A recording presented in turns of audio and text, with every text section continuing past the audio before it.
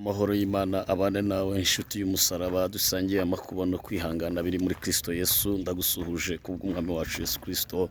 Reka ubuntu buva hera kunesha kuva hera kubane nawe mu mbaraga z'umwuka wera. Nyemerera tubanze dusenge mbere y'izi message, kandi aho uri hose ndakwinginze ubyumve, kuko kutabyumva ni igihombo kuri wowe nanjye wabitumwe. Izina ry'Uwiteka rikomeze gushimwa kandi rikomeze gushirwa hejuru muri byose.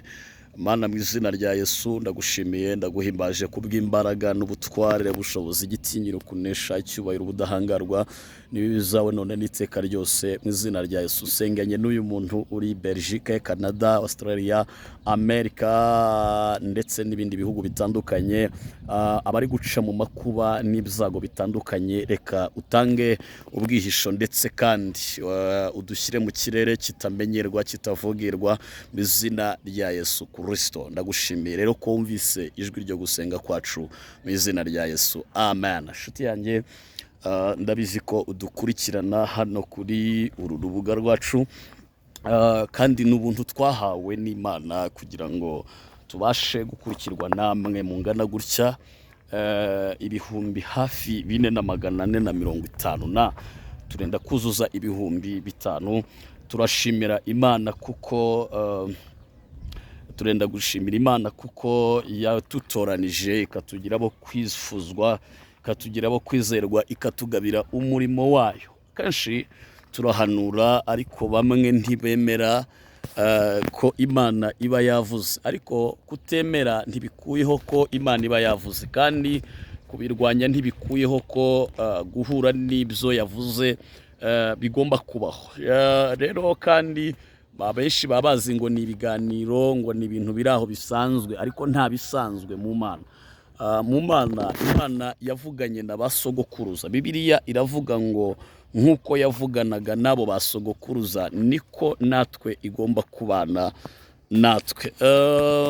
Ngira ngo ni 2024 niho twahanuye kuri iyi ministry, tubabwira ko hagiye kubaho inzara iteye ubwoba, inzara ikomeye cyane. Ariko hariho itsinzi twagiye dutanga, turavuga ngo nta kindi kintu gishobora kubaho no kwegera Imana byonyine gusa. Noneho aho kugira ngo abantu mwegere Imana, ahubwo mwarushijeho guta Imana. So ngira ngo ubu tuvugana ibiciro ku isoko ni ku isi muri rusange, ariko cyane cyane burya iyo bizamutse, burya bino bihugu by'abanyaburayi byo bifite n'uburyo bwo gushaka amafaranga, ariko muri Afrika twe turi munsi y'ubutayu bwa Sahara ntabwo bitworoheye. Natwe bitworoheye, wenda haraho ibintu bizamuka ariko binaboneka, cyangwa se bishoboka n'uburyo bwo gushakisha ubushobozi biboneka. Rero kugeza ubu ngira ngo nahoze ndeba turi gusatira inzara ikomeye cyane, imwe idasanzwe. Ariko hari message nahawe nanone, kandi Imana yantumye irambwira ngo ntimuhagarike imitsima, abayiringiye izabaterura ibahuze naho ibihe bigeze. Niko yavuganye nanjye. Nibyo ibihe biragoye, ariko kandi nta n'igihe byigeze byoroha. Kuva mvutse kugeza ngeze ubwenge, ntangiye kumenya ubwenge, abantu baravugaga ngo ibihe ntibisanzwe, ngo nta mafaranga, nta muntu ujya wemera ko ayafite. Ariko icyo nzi ni uko hari icyo Imana yakoze ku buzima bwacu. Message ya mbere rero ni uko Imana iraguhuza n'aho ibihe bigeze, ntuhagarike umutima. Cyane ko n'ubundi abantu bamwe na bamwe bo mwari muri ku rwego, n'ubundi abaganga kubatizera nyine murayashaka mwe mukayagwiza, ariko abaganga bakababuza kuyarya kubera ko muhita murwara birwara by'abanyegiputa nyine, kubera gupinga Imana no kumva ko amafaranga akemura byose.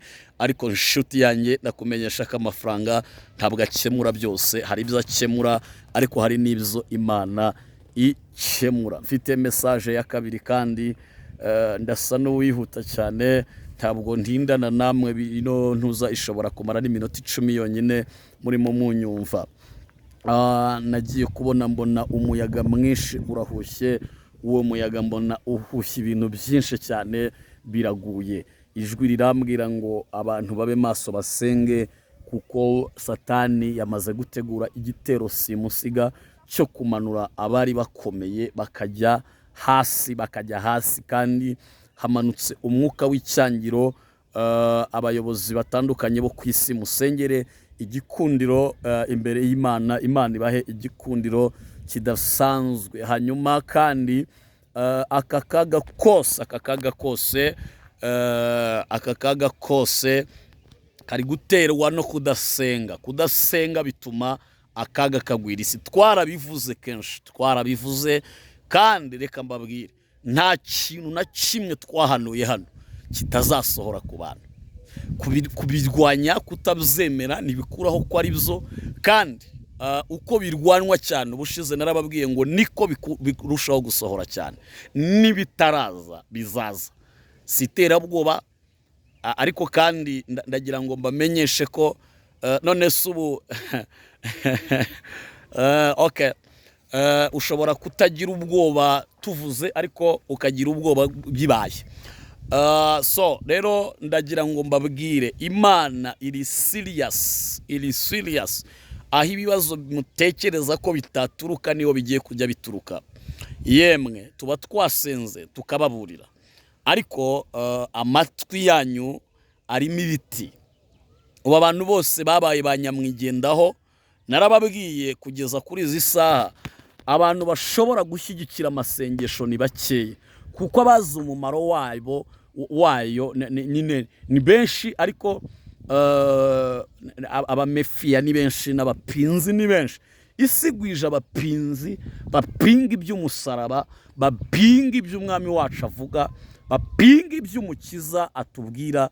Ariko dore mba nibereye ahangaha, mba nibereye aha rimwe na rimwe, mba nitaruye induru, mba nitaruye naje kwihererana n'Imana. Muririmbyi yaravuze ngo muze mwenyine twihererane, aravuga ngo munsanga ahantu hatari abantu. Ntabwo ari uko nafite ibitekerezo, suko ibyo byubahiro mumbwira, suko ntabifite, ariko hari ikiruta ikindi. Kwegera Imana niko kwiza kurushaho. Kandi reka mbabwire, abantu benshi ntibakunda gushyigikira imihamagaro y'abantu, ntibakunze gushyigikira imihamagaro. Ariko uko isi itazi uko tubaho, niko tuzakomeza kubaho, kandi tukavuga icyo Imana yaduhamagariye. Sigaye mbona n'ibintu by'Imana biri kugenda bita agaciro, abantu babikurikirana ni babiri, ni batatu, ni bane. Ariko natwe ubu hariho intego, nuko ugiye kujya ushaka umuntu w'Imana. Igihe cyadusohoreyeho Imana yabimbwiye, bahanuzi musengera abantu, ni mwitonde. Urajya usengera umuntu wapinganye n'iby'Imana, hanyuma inkoni ari gukubitwa nawe uzisangire nawe. Izi ni message zikomeye zakabaye ari ibanga kuri jewe nkabyikora nanjye nyine. Ako nshaka kuburira abanyempano, mbere mwasuzuguriwe ntibihagije. Sengera umuntu Imana yakubwiye ngo sengera, aturaho umugisha ku muntu ukwiriye umugisha. Kuko hari uvuga ko afite, ufite rero kuryama byamunaniye, nabibwira ubwo butunzi bwe. Igihe kirageze ngo imihendahenda irangire. Igihe kirageze ngo imijanyagiro n'imiteto irangire. Dori pasa edokisa novasa raba poya zayivone ku distance. Igihe kirageze ngo wahekagwa yigenze. Kirageze ngo usengere umuntu ubyitayeho. Kandi hari ibimenyetso bitatu bivuga ko umuntu abyitayeho. Iyo uvuga ngo ukunda umuntu, hari icyo ukora. Hanyuma kuko Imana yakunze abari mu isi cyane, zatumye itanga umwana wayo w'ikinege, kugira ngo umwizera wese atarimbuka, ahubwo ahabwe ubugingo buhoraho. Reka nkubwire, ntiwabwira umuntu ko umwemera ngo umare imyaka 10 utazi n'ahaba, atazi n'amazi y'igihumbi yawe, uvuge ko urwo rukundo ari urw'Imana. Ni urukundo rw'inyamaswa muntu. Imana rero ibarengere bakozi b'Imana, twazize ibintu byinshi, ariko ni igihe cyo kugira ngo urambureho ibiganza umuntu Imana yakwemereye kuramburaho ibiganza.